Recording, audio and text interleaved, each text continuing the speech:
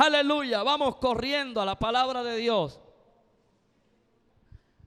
Filipenses capítulo 2, versículo 12 al 13. Al inicio de este año 2020, nosotros hicimos una declaración a manera de una visión de año y declaramos manos a la obra. ¿Qué fue lo que declaramos? Manos a la obra, acción, praxis, práctica de lo que ya hemos recibido, práctica de la fe, práctica del servicio al Señor, práctica de los dones del Espíritu, de los ministerios que Dios nos ha entregado, del trabajo que Dios nos ha designado en esta comunidad de los Alcarrizos. Eso declaramos, y esta situación nos ha estado probando. Y como pastor puedo decirles que venga su reino no se ha parado de poner manos a la obra. Este es un año de manos a la obra. Dígalo conmigo, manos a la obra. Que no se le olvide que eso está declarado sobre este año. Amén. Quiero compartir unos principios para que podamos ser más efectivos a la hora de poner manos a la obra. Filipenses capítulo 2, versículo 12 al 13. Declara en nombre de Jesús: por tanto, amados míos, como siempre habéis obedecido, no como en mi presencia solamente, sino mucho más ahora en mi ausencia. Escuche, ocupaos en vuestra salvación. ¿En qué?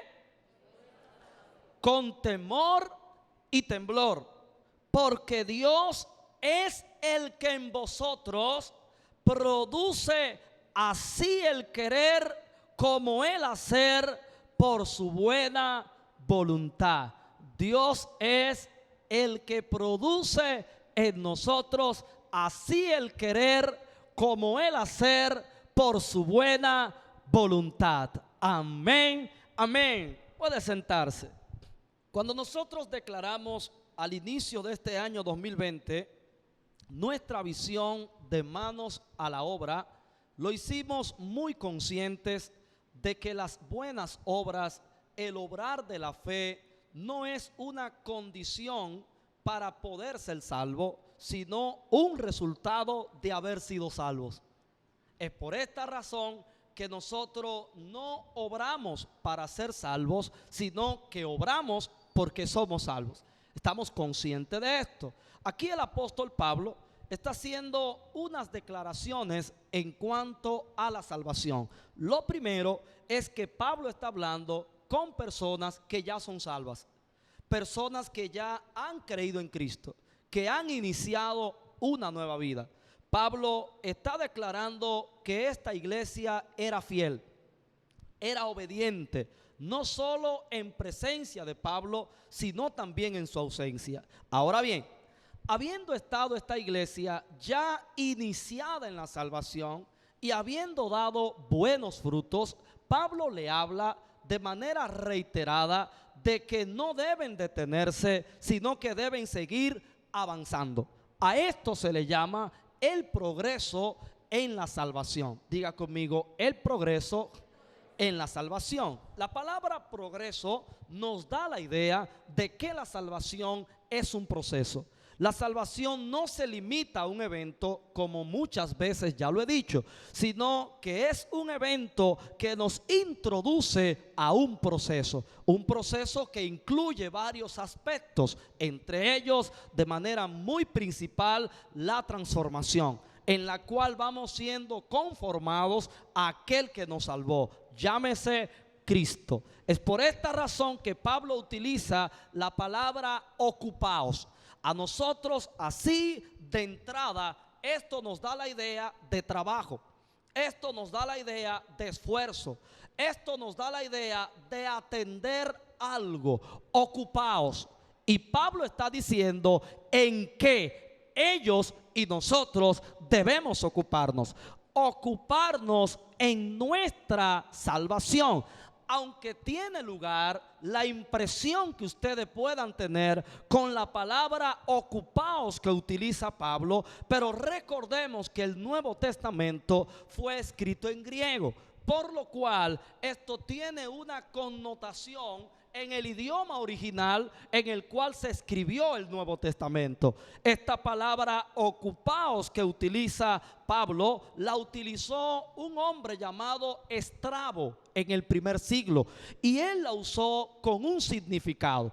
Él la utilizó en las minas de plata que habían en aquellos lugares, cuando se iba a dirigir a los mineros en cuanto al trabajo que ellos estaban haciendo. Los mineros estaban donde estaba la plata, ya estaban en posesión de la plata por estar entre ellas. Sin embargo, cuando él le decía ocupaos, a lo que él se refería era a la extracción de la plata. Esa es la connotación en el idioma original de esa palabra ocupaos. Lo que él está diciendo y Pablo está declarando es que nosotros debemos extraer de la salvación. Nos da la idea de que la salvación es un regalo envuelto y que nosotros debemos desempacarlo y empezar a indagar en el contenido que hay dentro de ese regalo. Esto para mí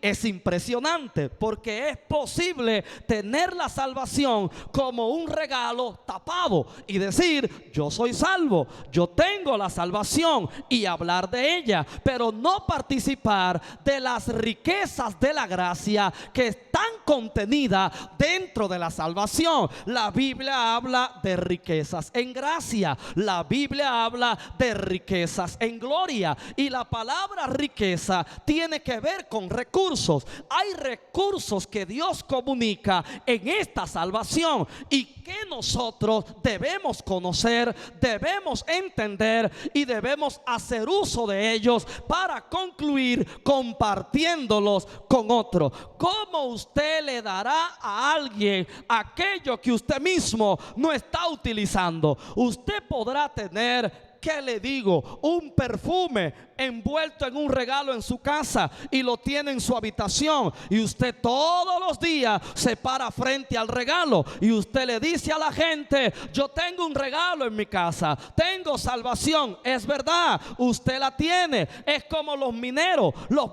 estaban donde estaba la plata, pero había que extraerla. Para sacar la plata de ahí había que indagar en la mina, había que profundizar en la mina, había que cavar en la mina.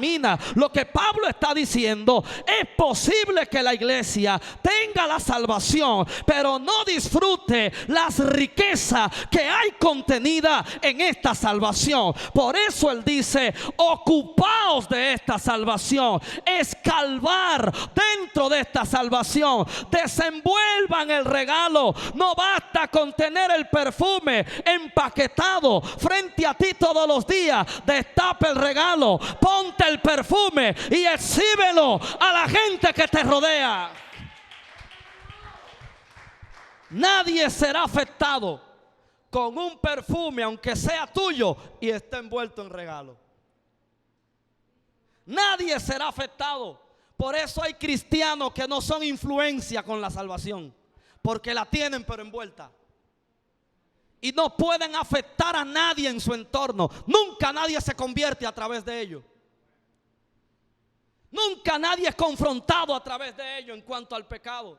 Nunca nadie es persuadido a salvarse a través de ellos, porque son salvos pero envueltos en regalo. Ocupaos, dice Pablo, en vuestra salvación. Hay un minero aquí. Hay un minero con pico y pala y con una mina sin escarbar. Ocupaos, escarbar, indagar en esta salvación. Descubran las riquezas que hay en el regalo. Destapen el regalo. Dígale a alguien, aunque se enseña: destape el regalo. No le tenga pena a la envoltura. Es posible que se vea bonita, pero destápela. No es la envoltura, es el contenido. Póngase el regalo, huélalo, disfrútelo, que no es para que usted lo vea, es para que se lo ponga. huélalo y disfrute el olor y compártalo con otros. Y verá la influencia. Por eso dice la Biblia, creo que fue el Espíritu que me puso el ejemplo de perfume, porque la Biblia dice, nosotros somos perfume, el olor de Cristo, que llevamos por donde quiera, el olor de su conocimiento. ¿Lo ha leído usted? Quiere decir que usted tiene algo que huele, pero tiene que desenvolverlo, tiene que ponérselo, porque eso huele, y usted tiene que llevarle el olor a la gente que le rodea. Pablo entonces plantea la dinámica de esto en el verso 13, y él dice, porque Dios es quien en ustedes, diga, eso es conmigo que está hablando, produce dos cosas. Oiga, dos cosas. Primero, el querer. Segundo, el hacer. Declaramos manos a la obra, ¿cierto? Antes de hacer hay que querer. Repito, antes de hacer hay que querer. Cuando la Biblia habla aquí de querer, que Dios produce el querer, lo primero es que está poniendo a Dios como protagonista de toda buena obra. De manera que aunque usted sea el instrumento a través del cual Dios obra, la gloria no le pertenece al instrumento, sino a aquel que le puso el querer como el hacer de esa obra. Por tanto, al final de cualquier obra que haga un hijo de Dios en esta tierra, al final de una predicación, al final de una canción, al final de cualquier obra del evangelio, usted debe decir, gloria y honra sea mi Dios, que ha puesto en mí el querer como el hacer esto. Segundo, Dios primero pone el querer antes del hacer, y esto golpea nuestras excusas. Repito, esto golpea nuestras excusas, porque como el querer no se ve por fuera, mucha gente tiene el querer tragado. Cuando la Biblia habla de querer, está hablando de deseo, está hablando de un sentir, está hablando de una inquietud. Y nadie me diga, porque no se lo voy a creer, a todos ustedes en algún momento Dios le ha puesto la inquietud de hacer algo para Él. A todos ustedes en algún momento Dios le ha puesto el sentir, Dios le ha puesto el deseo de hacer algo para Él. Pues cuando Dios le pone el querer a alguien, es la señal de que quiere que haga algo, porque Él primero pone el querer para que luego llegue el hacer. No ponga excusa diciendo, yo no hago nada porque no me dice. Pues la señal que Dios te da es el deseo, es el sentir y es la inquietud que te pone el Espíritu de Dios. Todos en algún momento, y hablo por mi propia experiencia, porque antes de hacer muchas cosas que hago ahora en el ministerio, duré tiempo con el querer, porque son dos cosas distintas con un mismo fin. Primero el querer y luego el hacer. Yo duré tiempo en el querer, pero luego vino el tiempo del hacer. Hay un tiempo del querer y hay un tiempo del hacer. Hay un tiempo en el cual Dios va trabajando tu corazón en cuanto a lo que vas a hacer con el querer, y va conquistando. Ahí en el querer Dios conquista tu corazón, Dios atrapa tu corazón, Dios trabaja tu deseo para con lo de Él. ¿Sabe por qué? Porque la Biblia dice, y todo lo que hagáis, sea de palabra o de hecho, hacedlo de corazón. Cuando hablamos del querer, estamos hablando de la participación del corazón. En todo lo que se hace para Dios debe participar el corazón. Si usted no lo hace de corazón, está fingiendo aunque lo haga. Y el que finge haciendo algo para Dios, a Dios no le agrada y Dios no lo recibe. Y todo lo que hagáis, sea de hecho o de palabra, hacedlo de corazón. Aún lo que hagáis para los hombres, hacedlo como para Dios, de corazón. El querer tiene que estar. Amén. Diga conmigo, Señor, atrápame en tu querer, atrápame en el deseo. Gente que está en la salvación pero sin deseo, gente que está en el evangelio pero sin deseo, sin el corazón puesto en esto. Diga conmigo, mi corazón tiene que participar. A esto hay que ponerle ganas, dicen los mexicanos. A esto hay que ponerle deseo. Esto no es algo desabrío para usted estar como que le robaron la vida. A usted no le robaron la vida, a usted se la devolvieron. Así que deje de andar por ahí como que usted anda sin alma, como que usted no es salvo. Triste tiene que andar el que está en pecado. Usted tiene que andar alegre porque usted tiene a Cristo viviendo dentro de usted. Usted tiene herencia entre los redimidos. Amén. Entonces usted tiene que permitirle al deseo de Dios atrapar su corazón, porque es el primer paso para hacer algo. No podemos poner manos a la obra si el deseo no está, si el corazón no está. Por eso a veces las congregaciones se estancan y se declara la visión, se declaran las cosas, los proyectos que vamos a hacer, planeamos las cosas, pero en la ejecución nos perdemos porque no hay deseo, no está el corazón. Por eso Dios primero tiene que trabajar nuestros corazones. Los fieles en la obra, los fieles en el hacer, son aquellos que Dios le ha trabajado el querer en sus corazones, porque el siguiente paso será el hacer. Entonces, en el hacer, donde ya concluyo, nos indica que aquí no se debe ser vago, que aquí todo el mundo debe hacer. Diga conmigo, hacer. Debemos hacer. Yo tengo que hacer algo. Yo tengo que estar participando en algo en el reino de Dios. Yo tengo que hacer algo desde mi casa de fe. Yo tengo que hacer algo en el evangelio. Yo tengo que hacer algo en esta salvación. Yo no puedo estar sin hacer nada. Por eso Dios no solo produce el querer, porque si solo produjera el querer, tuviéramos gente enamorados de la obra, pero sin obra. Dios te pone el querer, pero te pone el hacer. Así que ya usted tiene rato con el querer. Salga de ese enamoramiento y vamos a la práctica. Vamos al hacer. Hacer. ¿Qué debemos hacer? Recuerde que no vamos a hacer algo para salvarnos. Vamos a hacer algo porque somos salvos. Y en esto del hacer hay que saber diferenciar lo que es tu sueño del sueño de Dios. Lo que es tu propósito del propósito de Dios. Porque hay mucha gente aquí adentro haciendo, pero para su propio sueño. Utilizando a Dios de padrino. Utilizando a Dios de patrocinador de sus propios sueños. No se trata de tu sueño, se trata del sueño de Dios. No se trata de tu propósito, se trata del propósito de Dios. Tu tiempo, tu energía, tus habilidades, tus talentos, tus recursos deben ser invertidos en el hacer del propósito eterno de Dios. No en tu propósito, sino en su propósito. Pastor, y mi riqueza entonces, mi riqueza está en Él. Nosotros somos como los levitas, que no tenían herencia entre las demás tribus del pueblo, porque su herencia era Dios. Nuestra herencia es Él, y en su riqueza estamos nosotros enriquecidos.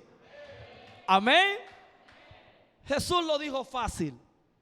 Y yo creo, hermanos, y esto me lo dijo un empresario con el que estuve reunido hace unos días, y me dijo este principio, y eso que él me dijo simplemente repitió algo que ya está dicho en la escritura. Él me dijo: Robert, ya él tiene dinero, está prosperando de verdad materialmente. Me dijo: Robert, ¿tú sabes cuándo yo empecé a enriquecerme económicamente? Cuando dejé de buscar la riqueza y empecé a buscar al Dios de la riqueza. Cuando me dediqué a buscar al dueño del oro y de la plata, ya yo no tuve que andar buscando el oro y la plata, sino que el oro y la plata ahora me buscan a mí. Y cuando él dijo eso, me llevó a Mateo 6. Buscad. Y esa palabra buscad requiere diligencia y esfuerzo.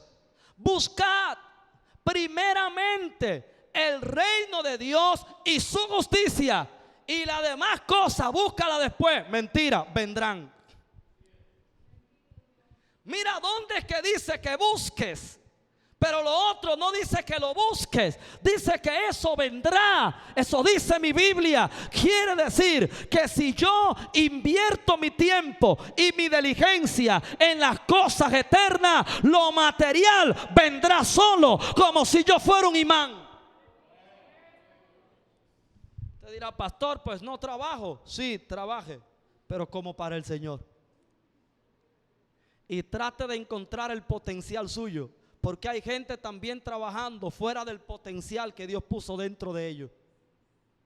A veces hay gente que se confunde en la universidad. Todos tenemos un potencial y usted tiene que procurar encontrarlo. Hay gente que su potencial está en los deportes, y aunque estudien agronomía, aunque estudien arquitectura, aunque estudien lo que sea, su potencial está en los deportes. Podrán conseguir un empleo, podrán conseguir un proyecto, podrán montar una empresa en lo que estudiaron, pero donde ellos prosperarán de manera descomunal será en el potencial que Dios le da.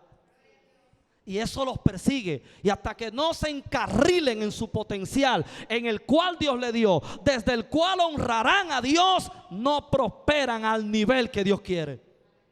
Por eso hay mucha gente fatigándose en cosas que no tienen realmente el potencial para hacer, porque el potencial es como si fuera una cajebola, y la vida es como el riel donde esa cajebola corre. Cuando usted se ubica en su potencial, usted marcha sobre ruedas. Y usted fluye así, mire, de manera natural, porque está en su potencial. Por tanto, el hacer hay que entenderlo en todos estos ámbitos y hay que considerarlo de todas estas maneras.